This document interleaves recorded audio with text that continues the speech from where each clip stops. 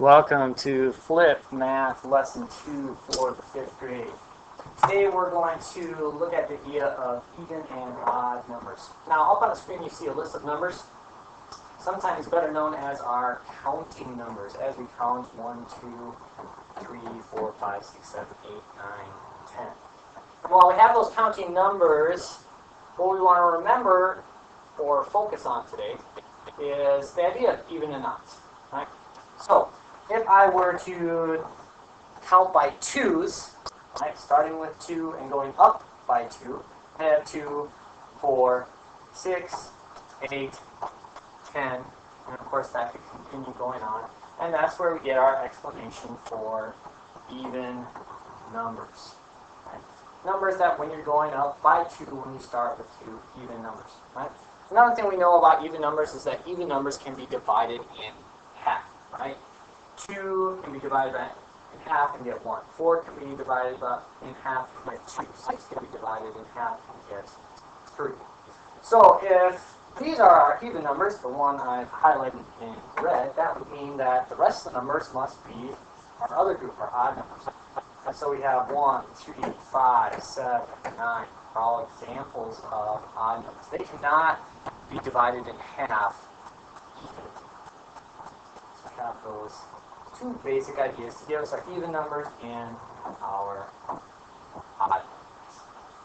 Now, when it comes to understanding numbers, we want to be able to look at a number and determine whether it's even or odd.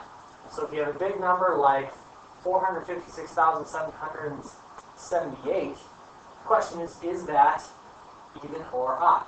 And the trick to very quickly determine if a number is even or odd is by looking at the last digit. We talked about that last digit last time. And so, as I look at that last digit, the last digit is 8, and then I think back and I say, okay, is 8 an even number or an odd number?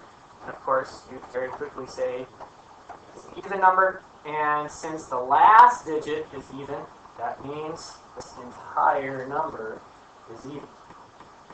For instance, if we look at our next number, the last digit is 1, right? 1 is an odd number, which means that this entire number, 864,241, is also an odd number.